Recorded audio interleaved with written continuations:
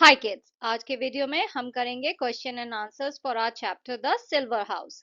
तो हमारा पहला क्वेश्चन है, आपको इन वर्ड्स का पोएम में क्या मीनिंग है वो बताना है और साथ में आपको बाकी के जो मीनिंग्स होते हैं इन वर्ड्स के वो भी बताने हैं। तो पहला वर्ड है क्राउन। तो पोएम में क्राउन का क्या मतलब है? सिल्वर कॉइन, जो कि इंग्लैंड में पहले यूज होता था। इसके अलावा क्राउन के और क्या मीनिंग होते हैं? A circular ornamental headdress worn by a monarch, king और queen.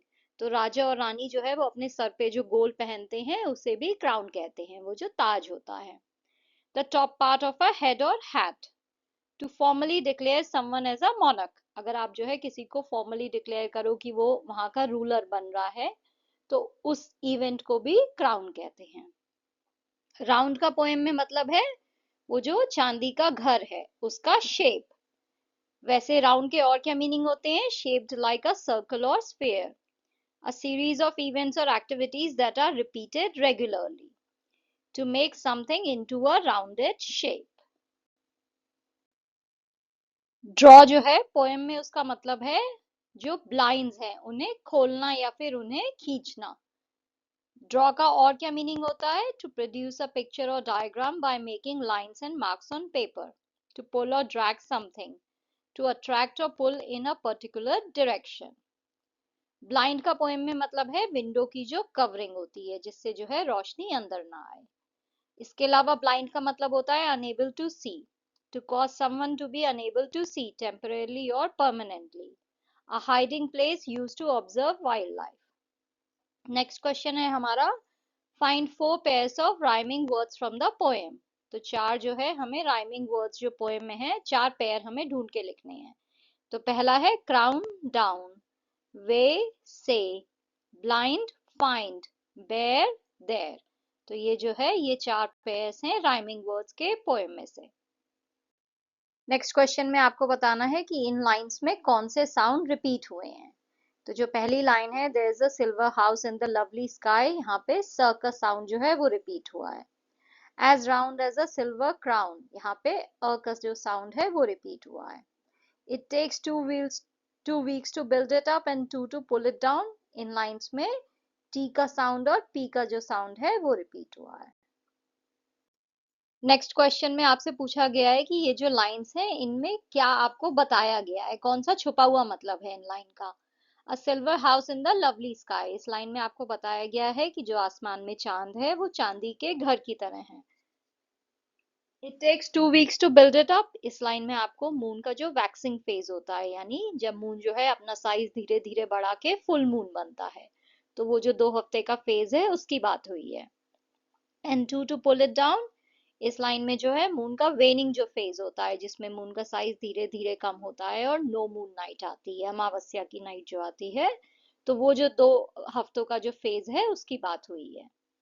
Make a pair presentation of the poem in the class, आपको जो है दो लोगों का पेयर बना के जो है ये पोएम क्लास में प्रेजेंट करनी है।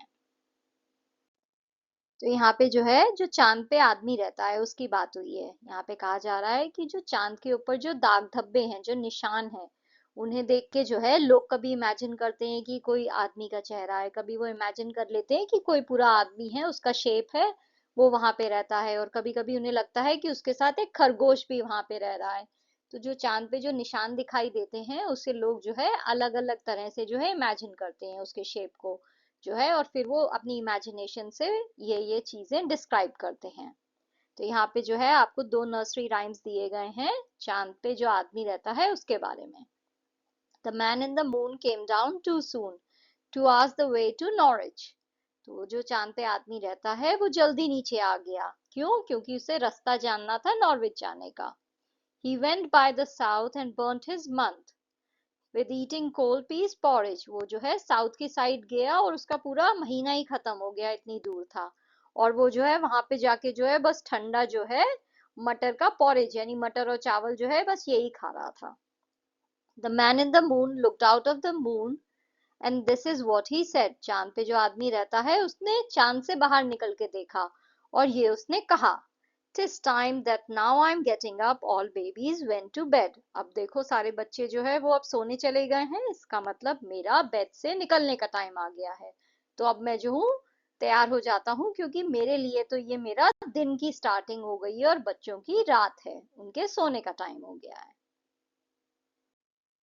Are there any stories, legends about the moon or special names for the moon in your language?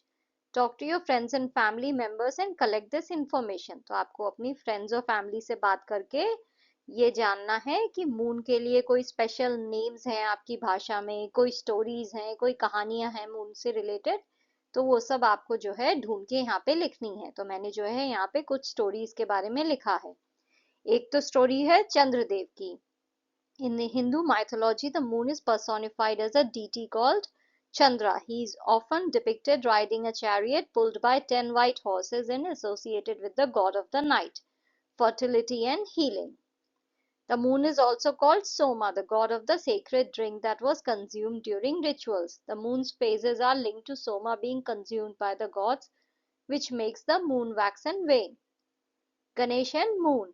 One popular legend is that on Ganesh Chaturthi, Lord Ganesha cursed the moon for laughing at him when he fell from his mount.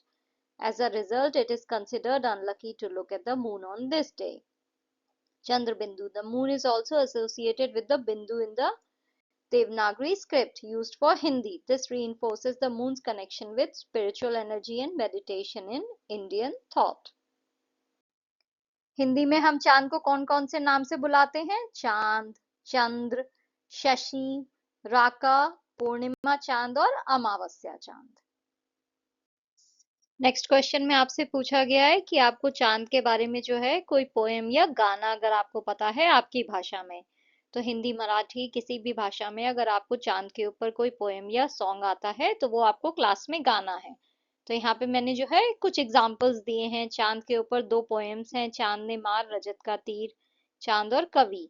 और इसके अलावा गाने कौन से हैं? चांद छुपा बादल में, चांद से फारिश और खोया खोया चांद। इसके अलावा भी और बहुत से गाने हैं और बहुत सी पोएम्स हैं, आप कोई भी जो है चूज करके क्लास में बोल सकते हो या गा सकते हो। नेक्स्ट क्वेश्चन में आपको बोला गया है कि दो लोगों का ग्रुप बना के जो है आपको इनमें से किसी एक टॉपिक पे पोएम लिखनी है। Moon, stars, tree, flower, river, lake, rain, wind या क्लाउड्स। तो यहाँ पे मैंने मून के ऊपर दो पोएम्स लिखी हैं, आप कोई भी जो है चूज करके लिख सकते हो। The moon's gentle glow. In the night, the moon does rise, a silver orb in darkened skies. Its gentle glow, so soft and bright, guides the way through the quiet night. It dances with the stars above, a silent witness to our love. With every phase, it changes face, yet always holds a timeless grace. The moon and the stars. The moon shines bright up in the sky, glowing like a giant eye. The stars are twinkling all around like tiny lights without a sound. They talk to each other through the night, sparkling in the soft moonlight. The moon looks down and smiles at me while stars just dance so happily. They help us see when it's so dark, guiding us like a glowing spark. Together they make the night so fun until the morning brings the sun. Thank you for watching. If you liked the video, please like, share and subscribe the channel. Thank you.